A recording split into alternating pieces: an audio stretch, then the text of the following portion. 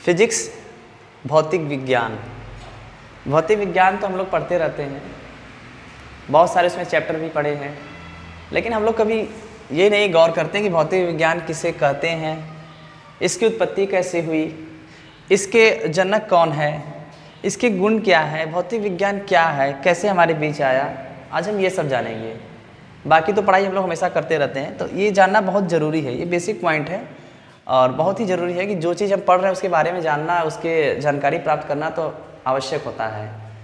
तो चलिए डिस्कस करते हैं भौतिक विज्ञान पर। तो भौतिक विज्ञान को इंग्लिश में तो फिजिक्स कहते हैं।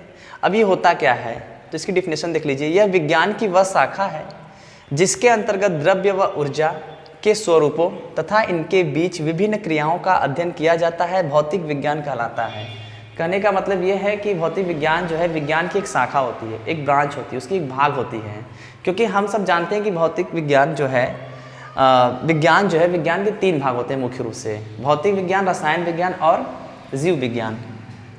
तो बात करें, ये तो विज्ञान की एक भाग ही हो गई। तो वही बात मैंने लिखा है कि यह विज्ञान की एक शाखा होती है, वह शाखा है अब जिसके अंतर्गत हम द्रव्य ऊर्जा, द्रव्य बोले तो पदार्थ, इंग्लिश में मैटर, ऊर्जा मतलब एनर्जी, द्रव्य व ऊर्जा के स्वरूप, इनके बीच क्रिया, यानी इनका अध्ययन हम कर रहे हैं या जानकारी प्राप्त कर रहे हैं तो भौतिक विज्ञान कहलाएगा।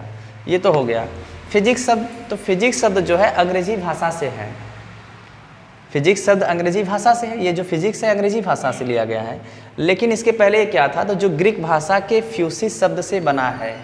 यानी कहने का मतलब एक भाषा जैसे कि अंग्रेजी भाषा है, हिंदी है और उर्दू है, फारसी है, मराठी है, तेलुगु है, तो वैसे एक भाषा और भी है ग्रीक भाषा।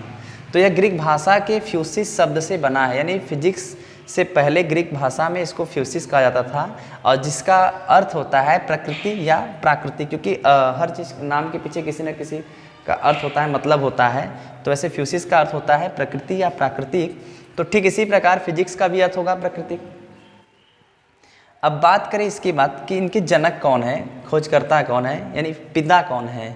तो भौतिक विज्ञान के जनक यानी फादर ऑफ फिजिक्स, तो भौतिक विज्ञान के जनक आइजैक न्यूटन तथा आइंस्टीन, इन्हीं को कहा जाता है।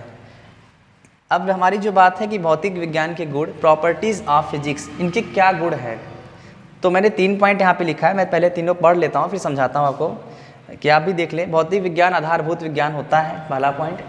दूसरा है किसी भी देश का तकनीकी विकास भौतिक विज्ञान पर आधारित है।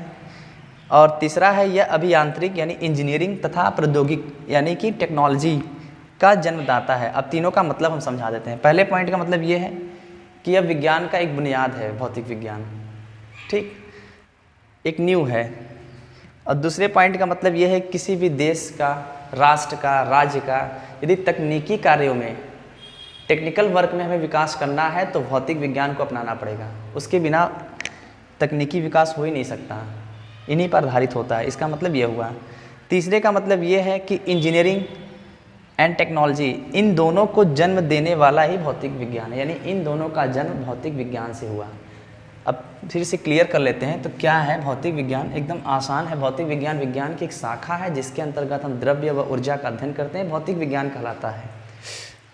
फिजिक्स शब्द की उत्पत्ति, यह तो अंग्रेजी शब्द है, फिजिक्स जो अंग्रेजी शब्द है जो ग्रीक भाषा के फ्यूसिस शब्द से बना है, जिसका अर्थ होता है प्राकृतिक या प्राकृतिक।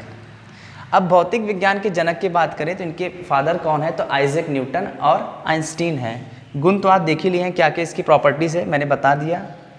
तो यह विज्ञान का एक बुनियाद है। दूसरा है कि किसी भी तकनीकी विकास यानी किसी भी देश, राष्ट्र या राज्य में विकास करना है, तकनीकी विकास, तो यह भौतिक विज्ञान पर आधारित होता है। तीसरा पॉइंट यह है कि इंजीनियरिंग यानी अभियांत्रिक और प्रौद्योगिक यानी टेक्नोलॉजी का जो जन्म हुआ है भौतिक विज्ञान से हुआ है। नेक्स्ट टाइम हम पढ़ेंगे कि भौतिक विज्ञान के प्रकार क्या है। Thank you.